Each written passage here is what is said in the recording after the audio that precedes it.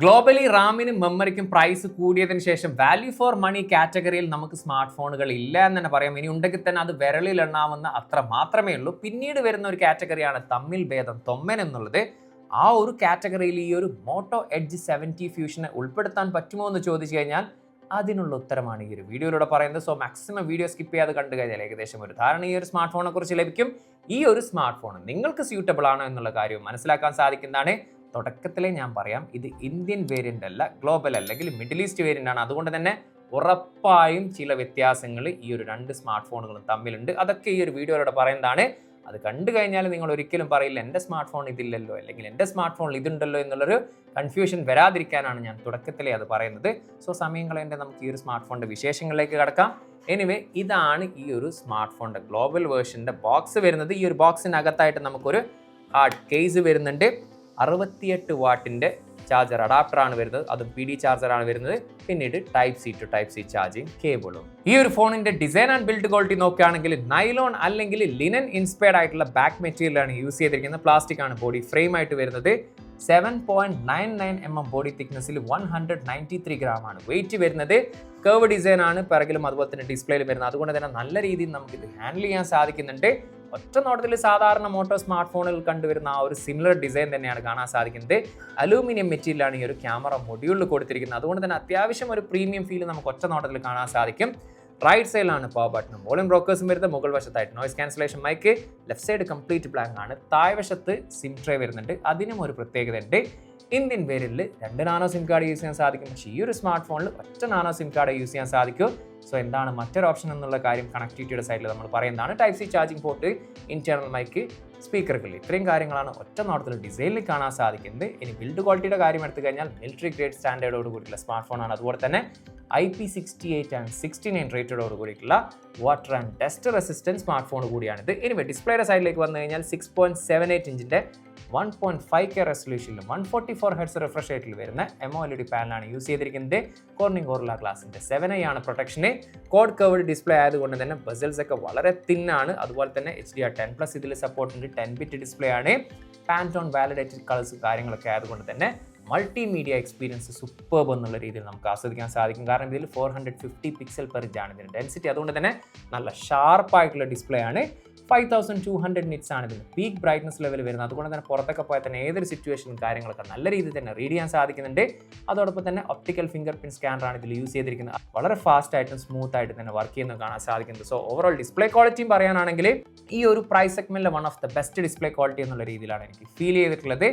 7000 mAh ബാറ്ററിയും 68 വാട്ടിൻ്റെ charger നമുക്ക് ഇതിൻ്റെ കൂടെ ലഭിക്കുന്നുണ്ട്. അതുകൊണ്ട് തന്നെ നല്ല രീതിയിലുള്ള ഒരു ബാറ്ററി പെർഫോമൻസ് നമുക്ക് ഈ ഒരു സ്മാർട്ട് ഫോണിൽ കാണാൻ സാധിച്ചിട്ടുണ്ട്. നമ്മളൊരു നോർമൽ യൂസർ ആണെങ്കിൽ 1.5 ദിവസത്തിനൊക്കെ മുകളിൽ ഈസി ആയിട്ട് യൂസ് ചെയ്യാൻ സാധിക്കുമെന്ന്. ഇനി നമ്മൾ ഹെവി യൂസർ ആണെങ്കിലോ ഒരു ദിവസം ഈസി ആയിട്ട് ഈ ഒരു സ്മാർട്ട് ഫോൺ യൂസ് ചെയ്യാം. പെർഫോമൻസിന്റെ സൈഡിലേക്ക് വന്നു കഴിഞ്ഞാൽ ആക്ച്വലി ഇന്ത്യക്കാരോട് ഒരു അല്പ സ്നേഹം കൂടുതൽ കാണിച്ചിട്ടില്ലേ എന്ന് ചോദിച്ചു കഴിഞ്ഞാൽ കാണിച്ചിട്ടുണ്ട്. പക്ഷേ അതേസമയം തന്നെ വേറൊരു കാര്യത്തിൽ നമ്മൾ ഗൾഫുകാരെയും കൂടുതൽ സ്നേഹിച്ചിട്ടുണ്ട്. ആ ഒരു കാര്യം തീർച്ചയായിട്ടും വീഡിയോയിലൂടെ ഞാൻ പറഞ്ഞു തരുന്നതാണ്. Qualcomm Snapdragon 7s Gen 3 ഈ ഒരു ഗ്ലോബൽ വേരിയന്റ് അവൈലബിൾ ആണെങ്കിൽ 7s Gen 4 Indian variant available ആണ്. കുറച്ചും കൂടി ബെറ്റർ ആയിട്ടുള്ള പ്രോസസ്സർ എന്ന് ഇന്ത്യൻ വേരിയന്റ് പറയാൻ സാധിക്കും. എനിവേ അന്തുത്തു സ്കോർ 1.1 മില്യൺ അടുത്താണ് ലഭിച്ചിട്ടുള്ളത്. സോ നമ്മളൊരു നോർമൽ യൂസർ ആണെങ്കിൽ ഒരു ഇഷ്യൂ ഇല്ല. നല്ല സ്മൂത്ത് ആൻഡ് ഫാസ്റ്റ് ആയിട്ട് ഡേ ടു ഡേ ടാസ്കും കാര്യങ്ങളൊക്കെ നല്ല രീതിയിൽ തന്നെ യൂസ് ചെയ്യാൻ സാധിക്കുന്നതാണ്. ഏകദേശം ഒരു മാസത്തോളമായിട്ട് ഞാൻ ഈ ഒരു സ്മാർട്ട് ഫോൺ ഇടക്കും തലക്കൊക്കെ യൂസ് ചെയ്യുന്നുണ്ട്. എനിക്ക് അങ്ങനെ പറയത്തക്ക രീതിയിൽ ഇഷ്യൂസ് കാര്യങ്ങളൊന്നും ഇതുവരെ ഫേസ് ചെയ്യേണ്ടി വന്നിട്ടില്ല. ഇനി ഗെയിമിങ്ങിൻ്റെ കാര്യമാണെങ്കിൽ ഞാൻ ഇതിൽ കോൾ ഓഫ് ഡ്യൂട്ടിയാണ് കളിച്ചിട്ടുള്ളത്. 90 FPS എന്നുള്ള രീതിയിൽ നമുക്കിത് ഗെയിം കളിക്കാൻ സാധിച്ചിട്ടുണ്ട്. പ്രോ ലെവൽ ഗെയിമിംഗ് എക്സ്പീരിയൻസ് നമുക്ക് ലഭിച്ചിട്ടില്ലെങ്കിൽ നമ്മളൊരു നോർമൽ യൂസറാണ്, എൻ്റർടൈൻമെൻറ്റ് എന്നുള്ള രീതിയിൽ ഗെയിമിങ്ങിനെ സമീപിക്കുന്നവരാണെങ്കിൽ നിരാശപ്പെടുത്താത്തൊരു പെർഫോമൻസ് ലഭിക്കുന്നുണ്ട്. കാരണം ഏകദേശം 45 മിനിറ്റ്സിന് മുകളിൽ ഞാനിതിൽ ഗെയിം കളിച്ചിട്ടുണ്ട് കണ്ടിന്യൂ ആയിട്ട്. എനിക്കങ്ങനെ ഹീറ്റിംഗ് ഇഷ്യൂ കാര്യങ്ങളൊന്നും ഫേസ് ചെയ്യുന്നത് വളരെ ചെറിയ രീതിയിൽ വാമായിട്ടുണ്ട്. വളരെ പെട്ടെന്ന് തന്നെ അത് കൂളുമായിട്ടുണ്ട്. എനിവേ ഒരൊറ്റ മെമ്മറി വേരിയന്റാണ് നിലവിൽ ഖത്തറിൽ അവൈലബിൾ ആണത്. 12GB റാമിൽ 256GB, LPDDR 5X റാമിൽ UFS സ്റ്റോറേജ് ടൈപ്പ് 3.1 ആണ്. മെമ്മറി കാർഡ് ഓപ്ഷനില്ല. മറ്റ് ചില രാജ്യങ്ങളിൽ 8GB റാമിൽ 128ഉം 12GB റാമിൽ 512GB memory വേരിയന്റും available ആണ്. ഇനി കണക്ടിവിറ്റിയുടെ സൈഡിലേക്ക് വന്നു കഴിഞ്ഞാൽ ഞാൻ തുടക്കത്തിൽ പറഞ്ഞ ഇന്ത്യക്കാരെ സ്നേഹിച്ചതിന് ബദലായിട്ട് നമ്മൾ ഗ്ലോബൽ വേർഷൻ അല്ലെങ്കിൽ ഗൾഫുകാരെ സ്നേഹിച്ചൊരു കാര്യം എന്ന് പറയുന്നത് ഇന്ത്യൻ വേരിയന്റിൽ eSIM സപ്പോർട്ടല്ല, പകരം ഈ ഒരു ഗ്ലോബൽ അല്ലെങ്കിൽ മിഡിൽ ഈസ്റ്റ് വേരിയന്റിൽ eSIM സപ്പോർട്ടാണ്. അഥവാ ഒരു നാനോ സിം കാർഡും ഒരു eSIM കാർഡും എന്നുള്ള രീതിയിൽ നമുക്ക് ഈ ഒരു സ്മാർട്ട് ഫോൺ യൂസ് ചെയ്യാൻ സാധിക്കും. Wi-Fi 6E ആണ് വരുന്നത്. 14ഓളം 5G ബാറ്ററി ഇതിൽ സപ്പോർട്ട് ഉണ്ട്. ബ്ലൂടൂത്തിൻ്റെ 6 ആണ് വരുന്നത്. NFC സപ്പോർട്ട് ഉണ്ട്. ആൻഡ്രോയിഡ് 16 ബേസ്ഡ് ഹലോ UIയിലാണ് ഈ ഒരു സ്മാർട്ട് ഫോൺ വരുന്നത്. 3 വർഷത്തെ സോഫ്റ്റ്വെയർ അപ്ഡേറ്റും 5 വർഷത്തെ സെക്യൂരിറ്റി പാച്ച് അപ്ഡേറ്റ് ആണ് കമ്പനി പ്രോമിസ് ചെയ്തിരിക്കുന്നത്. ഫേസ്ബുക്ക്, ഇൻസ്റ്റാഗ്രാം തുടങ്ങിയിട്ടുള്ള ചെറിയ ബ്ലോട്ട്വേഴ്സും കാര്യങ്ങളും കാണാം. വലിയ ശല്യം ഇല്ലാത്തവർക്ക് വെക്കാം, അല്ലാത്തവർക്കാണ് ഇൻസ്റ്റാൾ ചെയ്യാം. നീറ്റ് ആൻഡ് ക്ലീൻ ആയിട്ടുള്ള യൂസർ ഇന്റർഫേസ് എന്നുള്ള രീതി തന്നെയാണ് എന്നും നമുക്ക് ഫീൽ ചെയ്യുന്ന പോലെ ഇതിലും കാണാൻ സാധിച്ചിട്ടുള്ളത്. ഒരുപാട് ഫീച്ചേഴ്സും കാര്യങ്ങളൊക്കെ ഉണ്ടോ എന്ന് ചോദിച്ചു കഴിഞ്ഞാൽ ഗൂഗിൾ ജെമിനി റിലേറ്റഡ് അല്ലെങ്കിൽ സർക്കിൾ ടു സെർച്ച്, ഇനി അതല്ലാതെ ഇവരുടെ തന്നെ കുറച്ച് ഫീച്ചേഴ്സ് ആയിട്ടുള്ള ഇമേജ് സ്റ്റുഡിയോ, നമുക്ക് ഏതെങ്കിലും ഇമേജിനെ ജനറേറ്റ് ചെയ്യാൻ സാധിക്കും, സ്കെച്ചസിനെ ഇമേജ് ആക്കി മാറ്റാൻ സാധിക്കും, എന്തെങ്കിലും സ്റ്റിക്കേഴ്സ് അല്ലെങ്കിൽ അവതാരണ നമുക്ക് ക്രിയേറ്റ് ചെയ്യാൻ സാധിക്കും. ഇനി അതല്ലാതെ പേ അറ്റൻഷൻ, നമ്മൾ എന്തെങ്കിലും കാര്യങ്ങൾ റെക്കോർഡ് ചെയ്യുകയാണെങ്കിൽ അത് ട്രാൻസ്ക്രൈബ് അല്ലെങ്കിൽ സമ്മറൈസ് ചെയ്യാൻ സാധിക്കും. പിന്നീട് റിമെമ്പർ ദിസ്, നമുക്ക് എന്തെങ്കിലും വേണ്ടപ്പെട്ട കാര്യങ്ങൾ ഫോട്ടോ ആണെങ്കിലും സ്ക്രീൻഷോട്ട് അല്ലെങ്കിൽ ഏതെങ്കിലും വോയിസ് നോട്ടും കാര്യങ്ങളൊക്കെ റിമെമ്പർ ചെയ്യുന്ന ആ ഒരു ഓപ്ഷന്. പിന്നെ ആസ്ക് ഓർ സെർച്ച്, എന്തെങ്കിലും കാര്യങ്ങൾ നമുക്ക് ഡൗട്ടോ കാര്യങ്ങളുണ്ടെങ്കിൽ അത്തരത്തിലുള്ള കാര്യങ്ങൾ സെർച്ച് ചെയ്യാനുള്ള ഇങ്ങനെ കുറച്ച് ഫീച്ചേഴ്സും കാര്യങ്ങളും നമുക്ക് ഈ ഒരു സ്മാർട്ട് ഫോണിൽ കാണാൻ സാധിക്കുന്നതാണ്. Dolby Atmos supported stereo speakers ആണ് വരുന്നത്.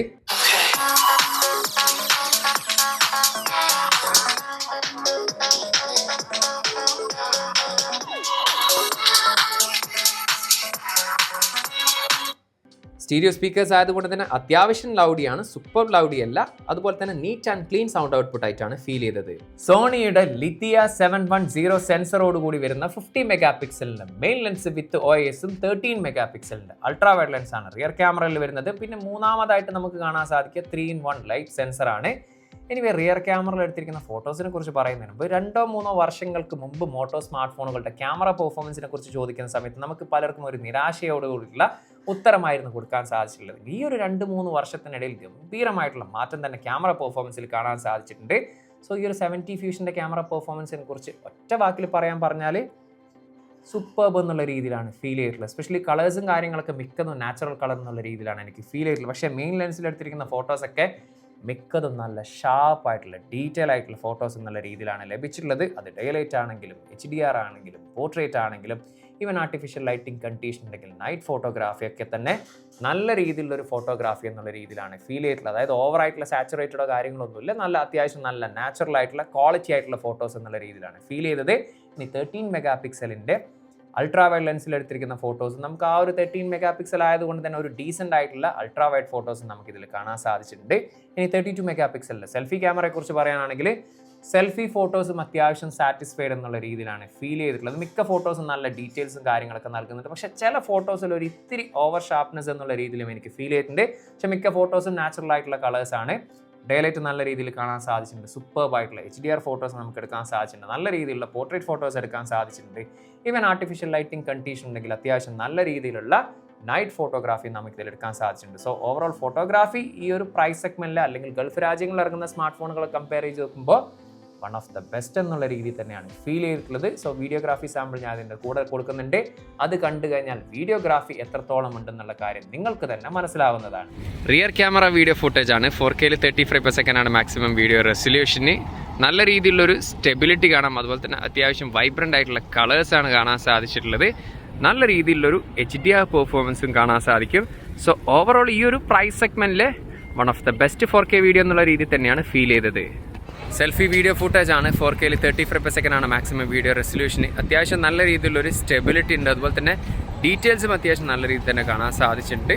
ഒരു ഡീസൻ്റ് ആയിട്ടുള്ളൊരു HDR പെർഫോമൻസും കാണാൻ സാധിക്കുന്നുണ്ട്. സോ ഈ ഒരു പ്രൈസ് സെഗ്മെന്റിൽ one of the best 4K video എന്നുള്ള രീതിയിൽ തന്നെയാണ് ഫീൽ ചെയ്തത്.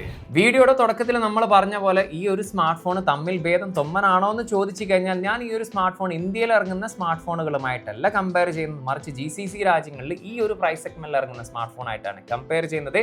എനിവേ ഇതിൻ്റെ പ്രൈസ് ഇവിടെ ഖത്തറിൽ വരുന്നത് 12GB + 256GB 1499 ഖത്തറിയാണ് ഒഫീഷ്യലി പ്രൈസ് വരുന്നത്. ഏകദേശം ഇന്ത്യയുടെ 37,000+ ആണ്. അതോടൊപ്പം തന്നെ ഓൾ ഓവർ GCCയിൽ വാറണ്ടി ലഭിക്കുന്നുണ്ട്. ലിമിറ്റഡ് പീരീഡിലേക്ക് മോട്ടോയുടെ ഒരു ഇയർബഡ്സ് കൂടെ ലഭിക്കുന്നുണ്ട്. അതോടൊപ്പം തന്നെ 6 മാസത്തെ സ്ക്രീൻ റീപ്ലേസ്മെന്റ് വാറണ്ടി എന്നുള്ള രീതിയിൽ, അഥവാ 6 മാസത്തിനുള്ളിൽ ഡിസ്പ്ലേ വീണ് പൊട്ടുകയാണെങ്കിൽ ഒരു തവണ ഫ്രീ ഓഫ് കോസ്റ്റിൽ അത് അവർ ചേഞ്ച് ചെയ്ത് തരുന്നതാണ്.